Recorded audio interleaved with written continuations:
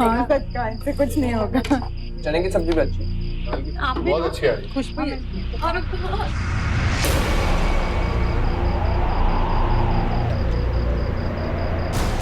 दाल लेकिन देखो बहुत अच्छी बनी। किसने बनाई आज?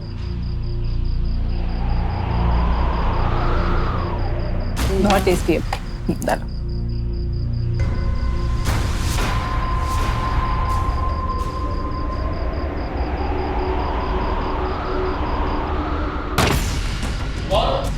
कौन है वहाँ पे? कौन है उधर?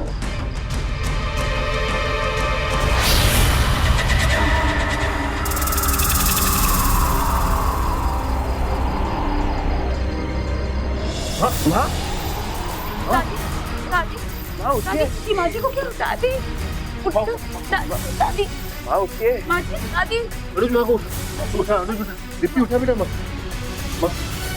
जिसकी तस्वीर पर हार चढ़ा हो, जिसे महीनों पहले मृत मान लिया गया हो, अगर वो एक दिन अचानक अपने घर लौट आए तो सबके होश उड़ जाना लाजमी है। लेकिन यहाँ सवाल ये उठता है कि आखिर एक जीवित महिला को मृत मान कैसे लिया गया? क्या ये कोई हादसा था या फिर गहरी साजिश? क्या था इस घटना का राज? आइए देखते हैं।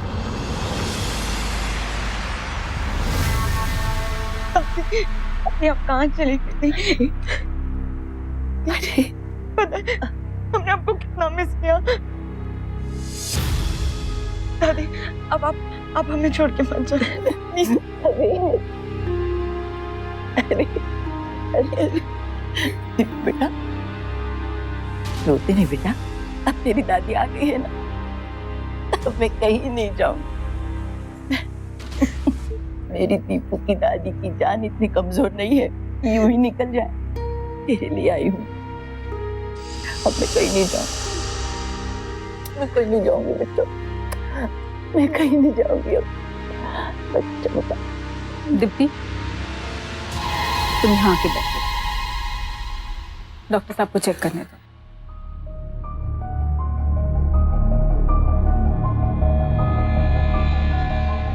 बीपी चेक करते हैं। हाथ दीजिए।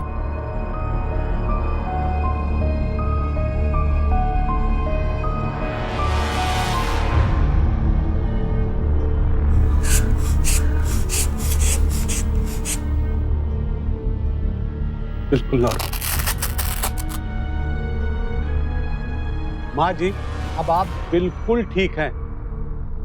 घर के थोड़ी बहुत चहलकदमी कर सकती हैं, घर के हल्के फुल्के काम भी कर सकती हैं। आप समझ रही हैं ना?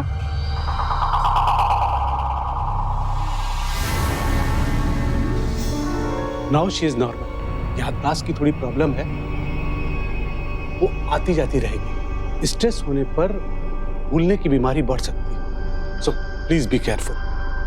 Thank you doctor. माँ जी जब आप खो गई थी, मतलब जब आप अपने बच्चों से बिछड़ गई थी, उसके बाद क्या हुआ? कुछ याद है आपको? माँ डॉक्टर दादी से ऐसे क्यों बात करे जैसे वो मेंटली रिटार्डेड है, मोटी है, भूल जाती हैं। इसका मतलब ये थोड़ी ना कि मानसिक संतुलन ठीक नहीं है। रिलैक्स, डॉक्टर जानते हैं वो क्या कर रहे हैं, उन्हें अपना काम करने दो। पर माँ रिलैक्स दीप्ति। हाँ तो माँ जी कुछ याद आ रहा है आपको?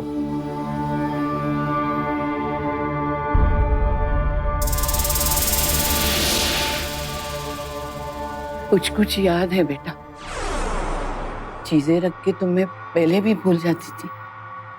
6 महीने पहले जब बनारस गई थी ना गंगा स्नान करने, तो तबीयत बहुत खराब थी।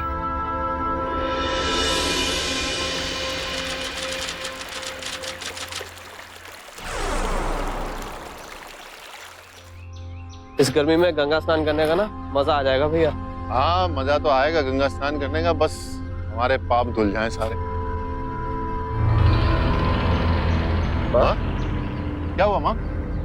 कुछ नहीं बेटा, चक्कर आ गया था। तुम वहां बैठो, चलो यहाँ पे बैठो। ठीक हूँ बेटा। आप माँ बैठिए मैंने ना बोला यार। ना वहां चलो, चलो चलो वहां पे।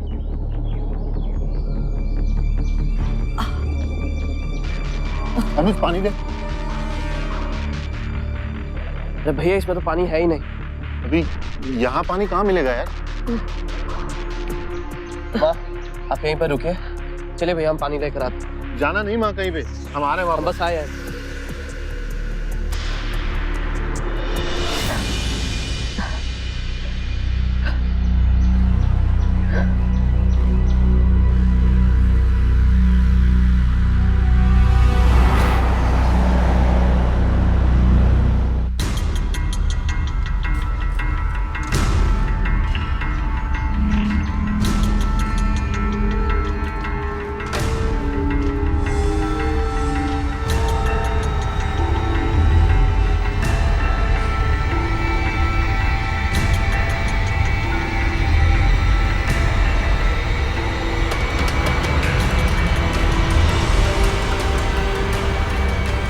बिट्टू बबलू,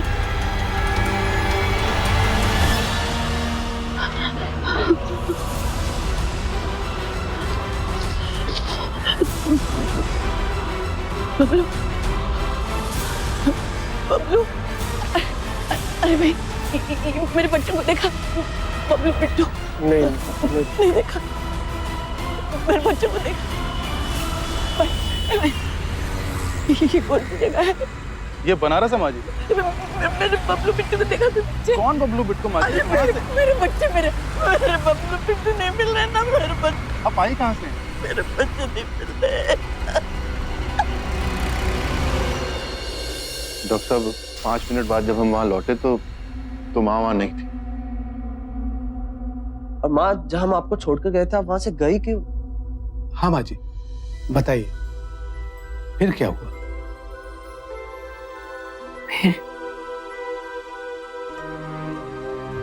फिर कोई मुझे पुलिस के पास ले गया। माता जी रोइए मत। एक बात बताइए, आपका नाम क्या है? नाम पूछ रहा हूँ, नाम। अनीता शर्मा। अनीता, अच्छा देख एक मिनट। आपको अपने घर का पता याद है? गली मोहल्ला कहाँ पर रहती है?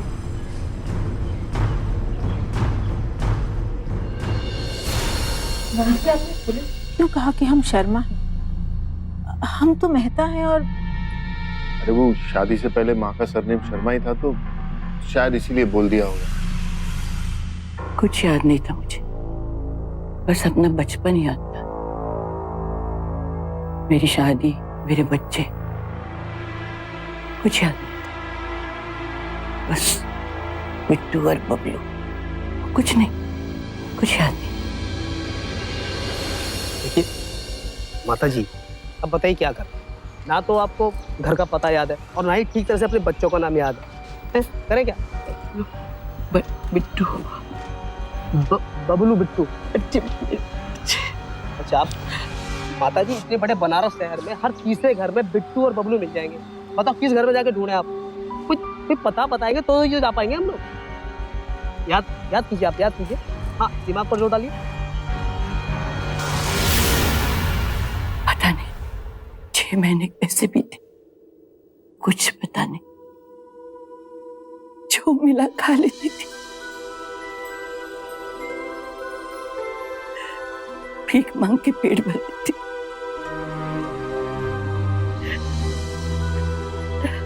क्या खाया, क्या पहना, कहाँ सोई, कुछ पता नहीं, कुछ। और उस दिन दीपू की वजह से सब कुछ याद है, सब पता चला, सब कुछ याद है।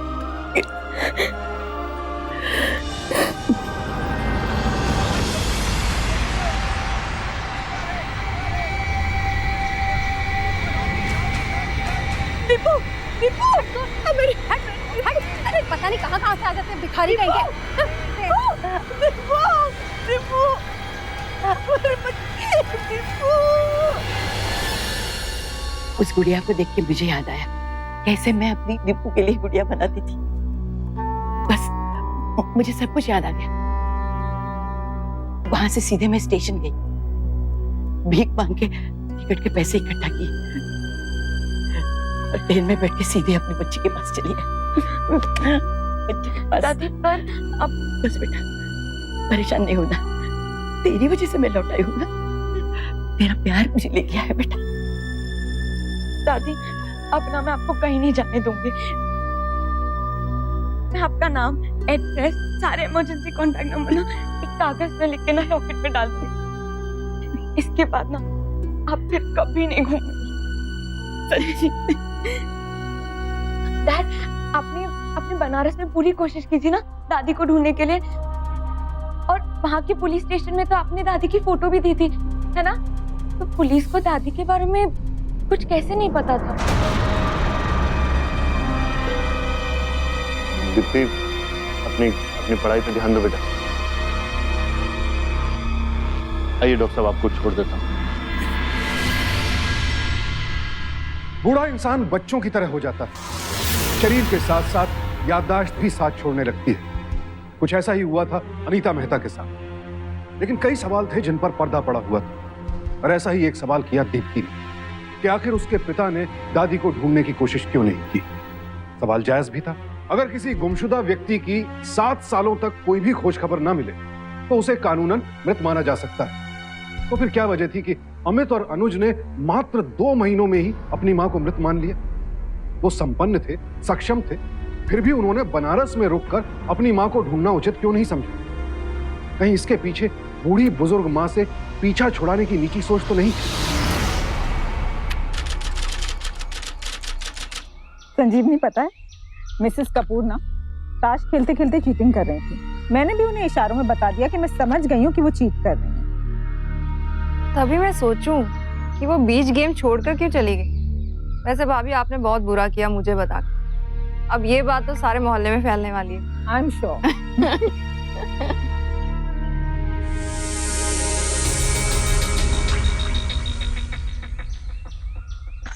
संजीवनी। हाँ माँ जी। हाँ माँ जी, जल्दी आओ।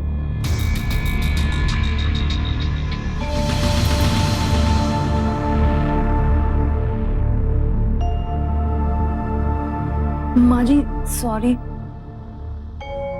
आप इतने दिनों तक लौटी नहीं ना, तो मैंने सोचा कि वो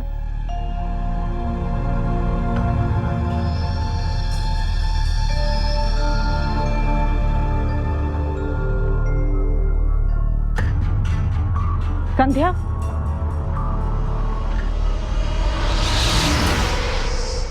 जी मैडम। तू ना किसी दिन मरवा देगी। अरे जब पता है कि माँ जी वापस आ गई हैं, तो ये तस्वीर और हार हटा देना चाहिए था ना। मैं बाई हूँ, आप बहू हो, पर आपको याद नहीं तो मेरे को कैसे याद रहेगा? अच्छा जा अपना काम कर। तुम एक काम करो, ये फेस पैक उतारो, मैं देखती हूँ माँ जी किस बात से रूठ गई हैं। ठीक है? क्या मुसीबत।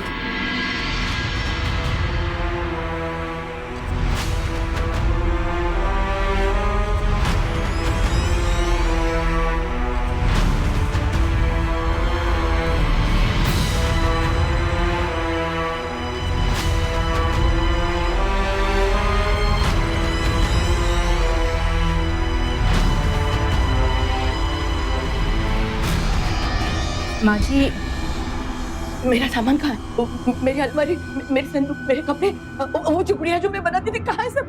वो इस कमरे को हमने 4 महीने पहले ही स्टडी बना दिया। वो आप 6 महीने तक मिली नहीं ना, तो तुम लोगों ने ये सोचा कि मैं मर चुकी हूँ? नहीं माँ जी। और मेरे कमरे को अपना स्टडी बना दिया? हाँ माँ जी, बस 2 दिन का टाइम दीजिए, हम कमरे को पहले जैसा कर देंगे। 4 महीने मतलब 1 साल तक भी तुम लोग इंतजार नहीं कर सके? 2 महीने बाद ये समझ लिया कि मैं परखम चुकी हूँ और इस घर में वापस कभी लौट के आऊंगी नहीं। तो माँ जी, हम करते भी तो क्या करते?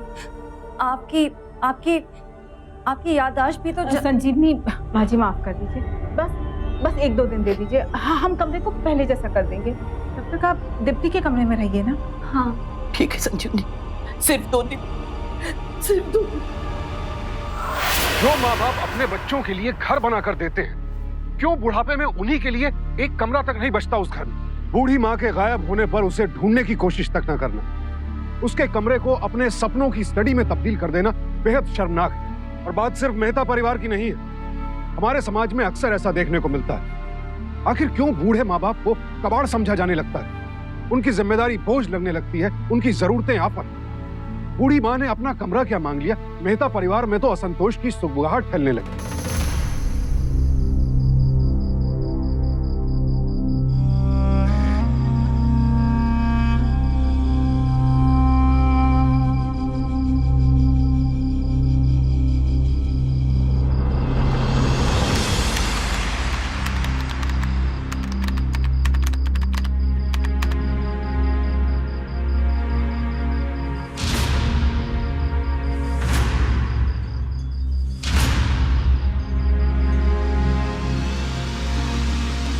अमित, ये खटखट बंद करो, लाइट ऑफ करो।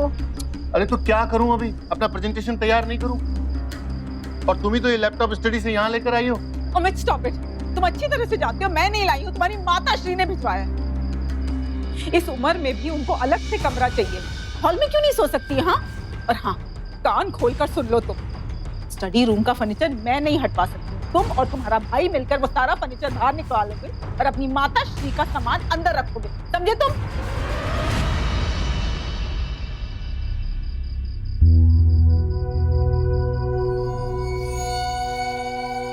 बहुत खूबसूरत लगती है आज तुम।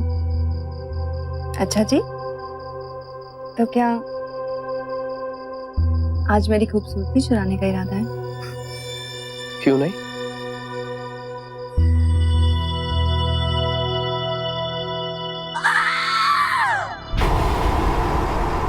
माँ जी, अब यहाँ?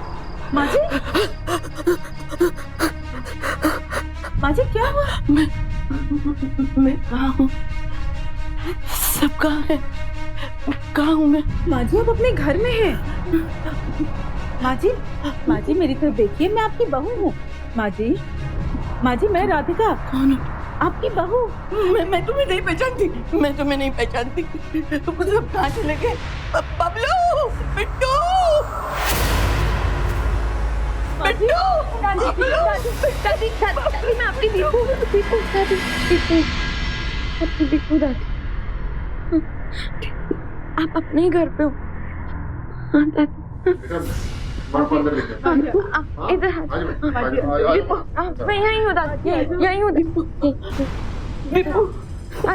मैं यहीं हूँ दादी। दादी आइए आराम से। ये दवाई नहीं देती। जल्दी ऐसा तो ये दवाई दे दो, नींद आ जाएगी। मैं कोई दवाई नहीं लूंगी। मेरे हाथ से, दीपू के हाथ से। माँ जी, आपको अच्छी नींद आएगी, प्लीज मेरे हाथ से आराम मिलेगा। मेरे पानी आराम से, बस आराम से दादी।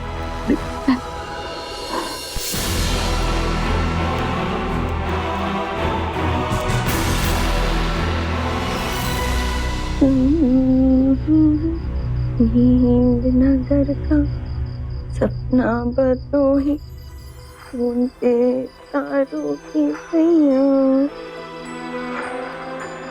गाती सागर आदल पे सोना, और वो तारों की सैया। सोचा बिटिया, सोचा मुनिया, डोरी सोनाए नैया। आराम से वो अंदर ले जाके रख देना और ढंग से रखना। देखना महंगा फर्नीचर है, कुछ टूटे ना। हाँ, जाओ रख दो अंदर।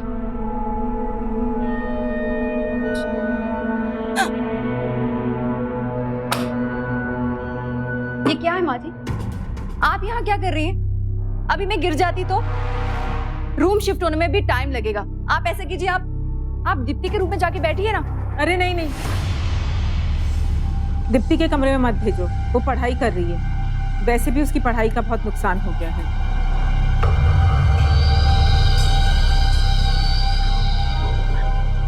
कोई बात नहीं, मैं अपने रूम में चली जाती हूँ।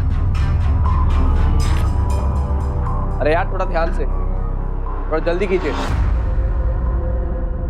अरे यार इसको इधर से हटाओ। माँ भी रुकिए, अभी 10 मिनट लगेंगे। आप ही का कमरा बन रहा है, प्लीज। अरे यार इसको इधर रखना यार, क्या कर रहा है? अनीता मेहता का घर वापस लौटाना उनके बच्चों को गवारा नहीं गुजर रहा था, लेकिन उनकी पोती दीप्ति बेहद खुश थी और शायद वही एकमात्र राहत थी इस बूढ़ी दादी के लिए। दादी ये सोचकर खुश थी कि उसे अपनी पोती और अपना परिवार वापस मिल गया है। इस बात से अनजान की ये खुशी बस चंद पलों की मेहमान थी। उनके जीवन में अभी एक बेहद खौफनाक मोड़ आने वाला था।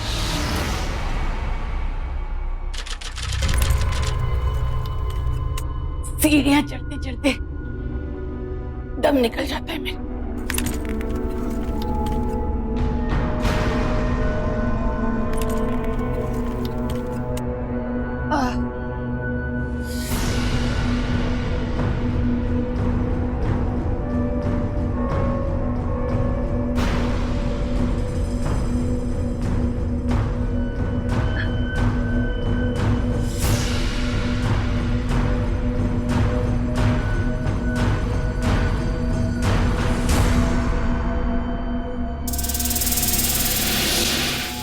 ये इतनी गंदी चादर, ये सब धब्बे, ये संध्या भी ना काम चोर हो गई है। ए संध्या, हाय माँ जी। जल्दी आ, ये देख चादर कितनी गंदी है। हाँ माँ जी। बदल दे चल। देखती भी नहीं।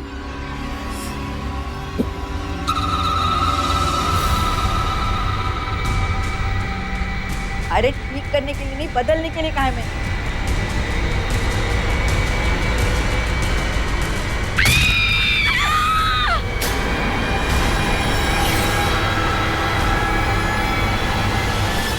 ये लीजिए इनके इलाज के पैसे, इन्हें जल्दी से हॉस्पिटल ले जाइए। और ये महज एक एक्सीडेंट था तो थोड़ा ध्यान रखना। संध्या की जगह मैं भी हो सकती। नहीं दादी, दादी ऐसा मत कहिए प्लीज। सब ठीक है, आप भी ठीक हो। ये सब एक्सीडेंट था दादी, सिर्फ एक्सीडेंट। मैं उस कमरे में नहीं सूंगी। मैं माँ जी कुछ नहीं होगा, आप डर रही हैं ऐसे। माँ जी आइए बैठिए। राधिका मैं यहाँ नहीं सोऊंगी, मुझे दीपू के कमरे में सोने दे। माँ जी आप बेकार में चिंता पर कर। माँ जी आपकी वजह से यहाँ का सारा फर्नीचर निकाला है, आप यहीं रहिए। माँ जी आप बेकार में डर रही हैं, छोटा सा एक्सीडेंट था और भगवान की दया से आपको कुछ नहीं हुआ। माँ जी आप दवाई मैं दवा नहीं लूंगी। दवा लीजिए। मैं दवा नहीं लूंगी। दादी मैं दवा नहीं लूंगी। दवा लीजिए माँ जी। दादी प्लीज। माँ जी आपको अच्छी नींद आएगी।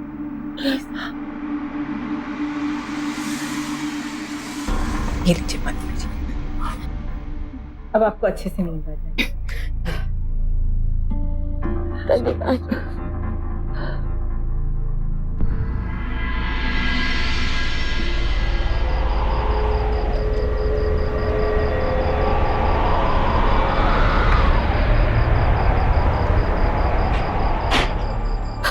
कौन है?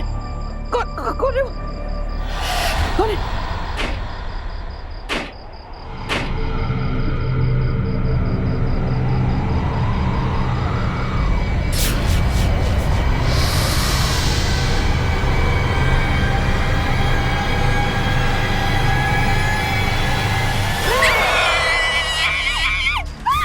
माँ, माँ जी, माँ जी, दादी, माँ, दादी, दादी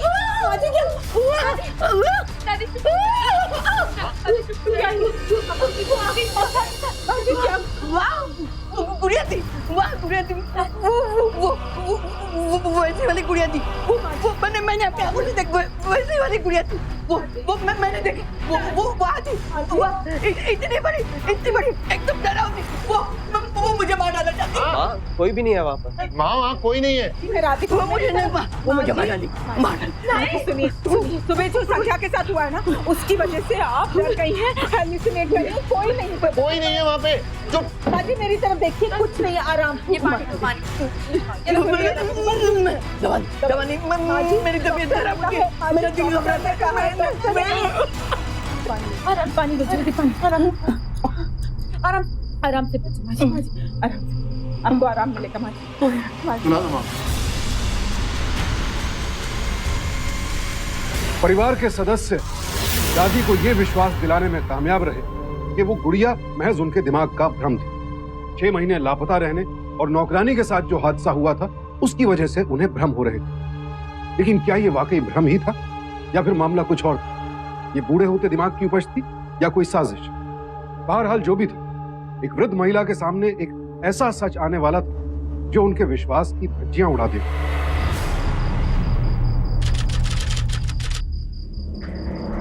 टेंशन तो मुझे भी बहुत हो रही है भैया, पर क्या करें, कुछ सॉल्यूशन तो निकालना ही पड़ेगा इसका।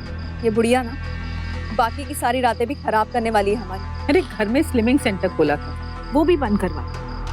अरे मैंने तो सोचा था कि ये बुढ़िया 1 साल में मरा जाए, इसका डेथ सर्टिफिकेट बनवाएंगे जुदा और सारा इंश्योरेंस का पैसा हमें मिलेगा।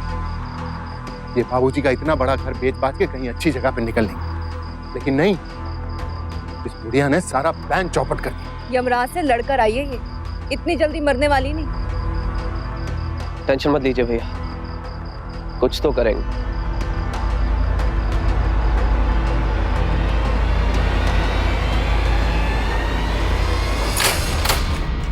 इंस्पेक्टर, इस घर से हमें एक फोन आया है, कोई सीनियर सिटीजन थी, काफी घबराई हुई, उनकी जान खतरे में है।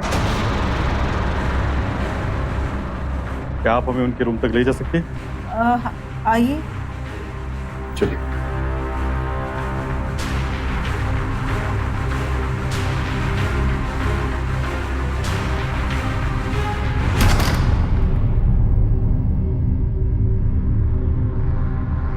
मुझे बचा लो, ये लोग मुझे मार डालेंगे, ये मुझे मारना चाहते हैं। मुझे बचा लो, मुझे बचा। माँ जी, आपको कोई नहीं मारेगा, शांत रहिए प्लीज। बताइए आपको कौन मारना चाहता है?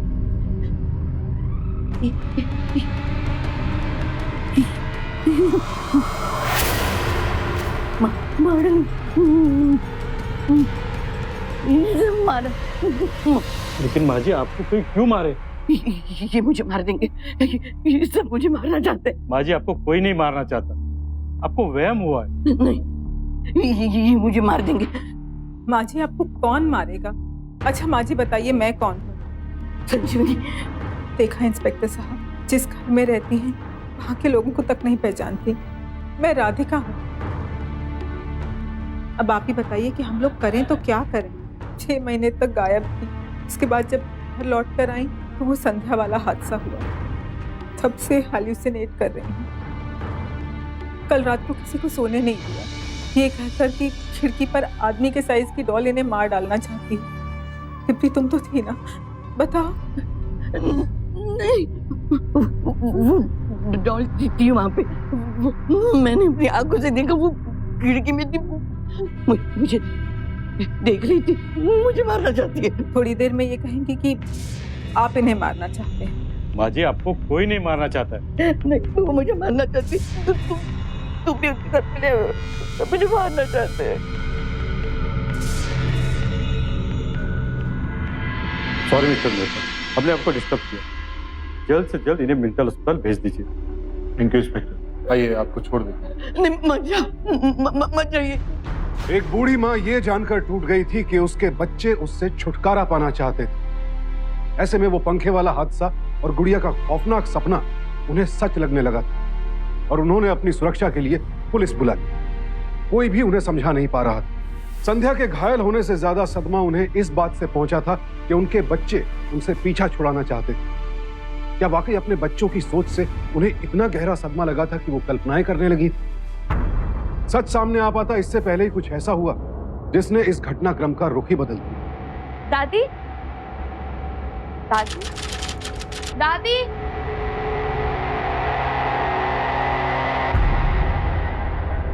दादी, दादी, दादी, माँ, दादी, मामा, दादी, मामा। क्या हो गया? दादी, दादी कहीं दिखाई नहीं दे रही है। अरे तुमने देखा अच्छे से सब जगह? हाँ, हे भगवान, चलो उन्हें ढूंढते हैं। मुझे डर लग रहा है, चलो। माँ, माँ, दादी, माँ जी, दादी, माँ, माँ जी, दादी, दादी, दादी, दादी, तुम ठीक हो ना? दादी, दादी प्लीज, दादी, दादी, दादी, दादी, दादी बोलो ना, दादी, दादी उठो, दादी, दादी, दादी, हार्ट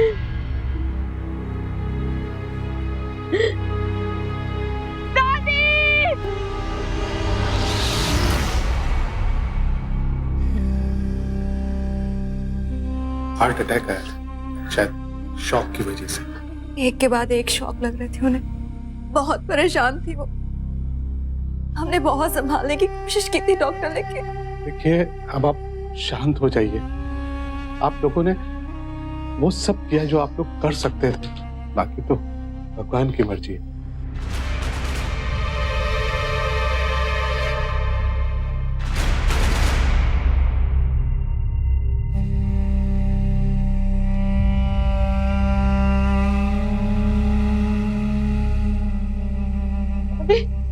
दादी दादी दादी दादी दादी दादी दादी माँ दादी दादी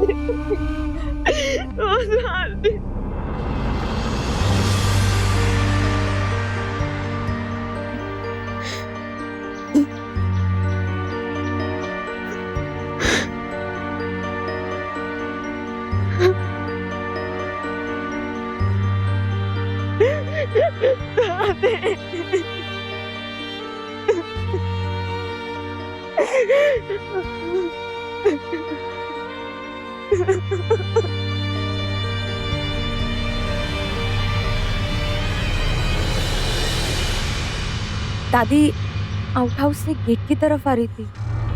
क्यों?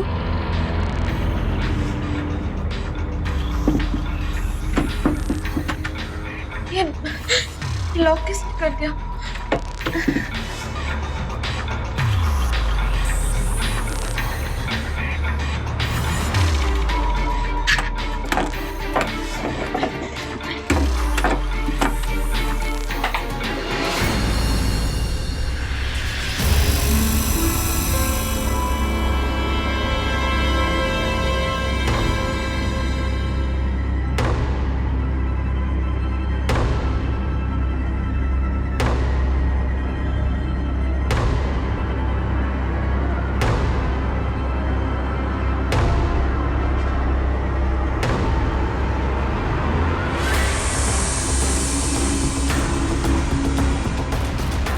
ये डॉल दादी इसी के बारे में कह रही थी, मगर कोई क्यों डराएगा दादी को इससे? चलो अच्छा हुआ मिल गई। नहीं मिलती ना अगर लाश तो 7 साल लग जाते बंटवारा होने में, और बहुत इंतजार करना पड़ता। अब तो डेथ सर्टिफिकेट भी मिल गया, झट से बंटवारा हो जाएगा। नहीं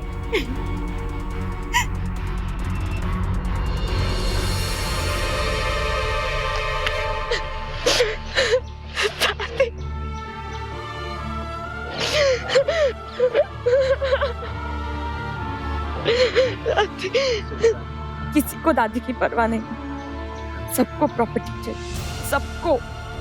इसने दादी को इतना डराया होगा कि उनकी मौत हो जाए। कोई भी हो सकता है, कोई भी हो सकता है इनमें से। जिसे दीप्ति दादी का भ्रम समझ रही थी वो सच बनकर सामने आ गया था। यानी घर में किसी ने दादी को जानबूझकर डराया था। समझ नहीं आता कि कोई औलाद ऐसा कैसे कर सकती है, सोचकर भी शर्म आती है। बहरहाल दीप्ति जान गई थी कि दादी को मति भ्रम नहीं हो रहे थे, कोई गुड़िया के जरिए उन्हें जानबूझकर डरा रहा था। और किसी ने पंखा भी तभी ढीला किया जब दादी वहां शिफ्ट। अपने परिवार के बारे में दीप्ति की सोच को गहरा झटका लगा था। वो जान गई थी कि दादी का शक सही था कि कोई उन्हें मार डालना चाहता था, और यह एहसास कि उनका कातिल घर के सदस्यों में से ही कोई था। लेकिन वो कौन था ये दीप्ति नहीं समझ पा रही।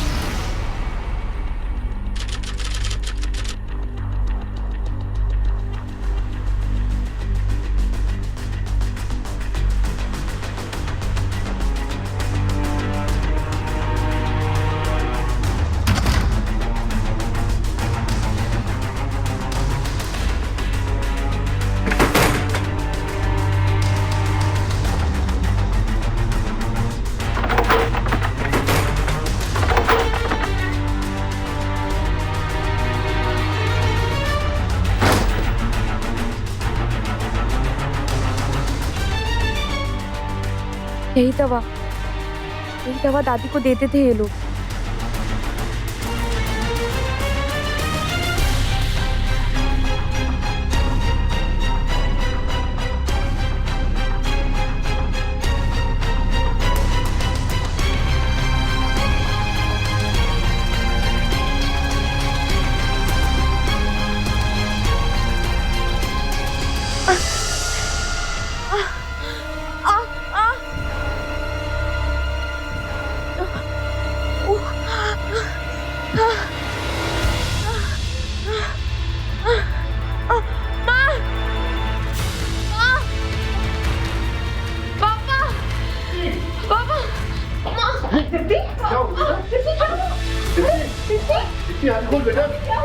दीदी इसने ये पिल्स ले लिए। क्या? हे भगवान, जाओ जल्दी डॉक्टर को बुलाओ। जाओ, बात तो सुनो, डॉक्टर को बुलाएंगे, हम फंस जाएंगे, पूछेंगे दवाई कहाँ से आई। नहीं, डॉक्टर को बुलाओ, तुम फंस जाएंगे। मेरी बात तो सुनो, बात सुनो। मेरी बच्ची मर जाएगी, मुझे उसके पास जाना है। उससे कुछ नहीं होगा, वो यंग है, अभी मजबूत है, उससे कुछ नहीं होगा। माँ जी थोड़ी ना है जो एक गोली से असर होगा उसको। सुनो, वो समझदार है, उसके सर में दर्द हुआ होगा, उसने एक गोली ले ली होगी, उससे कुछ नहीं होगा। समझाओ ना। उसकी हालत देखी। अभी इसमें गलती तो आपकी है ना। अगर काम हो गया था तो आपको पिल्स फेंक देनी चाहिए थी। अब एक दूसरे पर इल्जाम लगाना बंद करेंगे, ये सोचो कि करना क्या है। मुझे उसके पास जाना है, मुझे बहुत डर लग रहा है। अगर उसे कुछ हो गया ना, तो मैं उसके पास जा रही हूँ। दीप्ति उठो, ये देखो ना, उठ ही नहीं रही है। दीप्ति, दीप्ति, दीप्ति, दीप्ति, दीप्ति। भाभी, आप टेंशन मत लो, सब कुछ ठीक हो जाएगा। मुझे उसकी बहुत चिंता हो रही है। अगर उसे कुछ हो गया तो कुछ नहीं होगा। आप दीप्ति, दीप्ति बच्चे, तो ठीक है ना? हाँ बच्चे, तो ठीक है बच्चे। दीप्ति, क्या हुआ?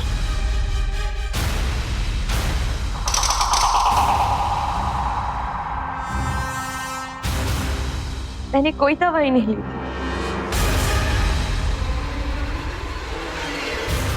थैंक गॉड, मुझे पता है मैं कितना डर दिखावा था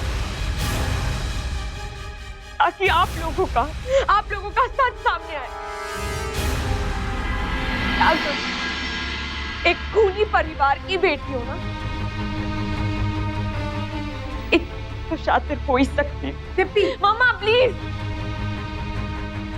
इतनी गोलियां खिलाई थी दादी को कि उन्हें अटैक आ जाए। एक दो क्या बुरी चार।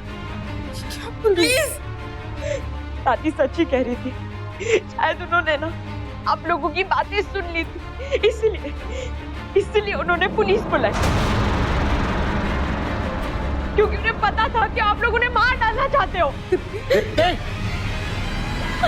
अपनी माँ से इस तरह से बात करते हैं, एक थप्पड़ मारूंगा खींच कर। मारो ना, मारो। कमाल है, आप अपनी माँ को जान से मार डाल सकते हैं, लेकिन मैं अपनी माँ से पूछताछ भी नहीं कर सकती। आप समझदार हैं कि आप दादी को जानबूझकर बनारस क्यों लेकर गए थे, क्योंकि आप लोगों को पता था ना दादी बीमार है, जल्दी भूल जाती है, टेस्ट आ जाता है। आप पानी की बोतल लेने गए थे, पानी का टैंकर नहीं कि आप दोनों को जाना पड़ेगा। पता नहीं कितनी सी अक्ल एक मामूली सी इंसान में भी होती है कि एक पेशेंट के साथ रहता है और दूसरा सामान लेने चाहता है, लेकिन नहीं, आप दोनों गए। आप यहीं पर रुके, चले भैया हम पानी लेकर आते। जाना नहीं माँ कहीं पे, हम आ रहे हैं। हम बस आए हैं। भूलने की बीमारी ना दादी को थी, आपको नहीं। क्यों आगे पुलिस स्टेशन पे दादी की फोटो नहीं दी? क्यों यहाँ का पता नहीं दिया? ना, क्योंकि आप लोग में से कोई चाहता ही नहीं था कि दादी फिर घर पे लौट के आए। दादी आई, दादी मेरे लिए, सिर्फ मेरे लिए भीख मांग के कहीं से पैसे इकट्ठा कर, वो तो यहाँ इसे अपना घर समझ के लौट रही थी। उन्हें क्या पता था कि यही घर उनका शमशान निकलेगा। आप लोगों ने तो ना फुल प्रूफ प्लान बना लिया था, दादी कभी इस घर में लौट कर नहीं आए। और हाँ, आपने दादी का रूम सेट किया था ना?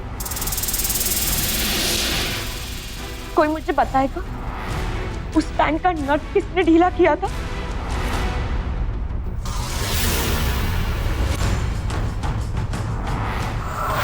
मैं बताऊं चाचू, आपने किया था, क्योंकि स्क्रू ड्राइवर आपके हाथ में था। जिन्होंने पूरी जिंदगी अपने बल्लू से आपको हवा दी, उन्हीं को फैन के नीचे कुचल देने का प्लान बनाया आपने। और आप, जितना मैं आपको जानती हूँ ना, आपको हर चीज में बंटवारे करने की आदत है ना। आई एम श्योर इसमें भी सारा काम डिवाइड किया होगा। जैसे चाचू ने फैन का जिम्मा लिया, तो आपने छुट गया।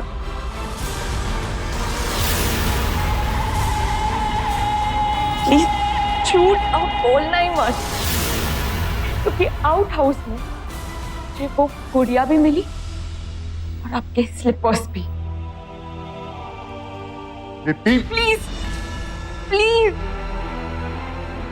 पता दादी कहती थी कि वो गुड़िया बनाती थी बच्चों को बहलाने के लिए, लेकिन अपनी गुड़िया बनाई उन्हीं को मारने के लिए। जब उससे भी काम नहीं हुआ तो आपने उन्हें गोलियां दे दी ताकि उनकी दिल की धड़कनें और तेज हो जाए और वो मर जाए।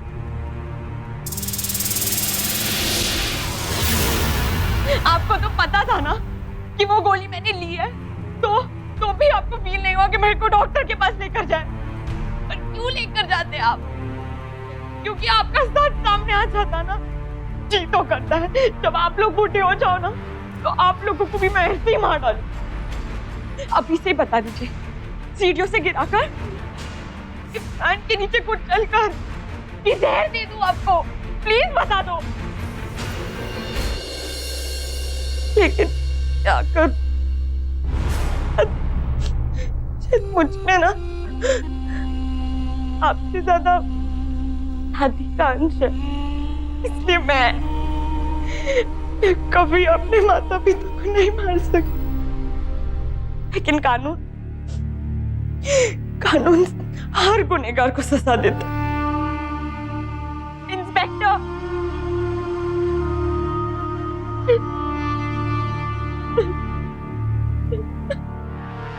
अरेस्ट करो इनको। चलो। दीप्ति बोल इनको। नहीं, आप क्यों? सुनिए ना दीप्ति।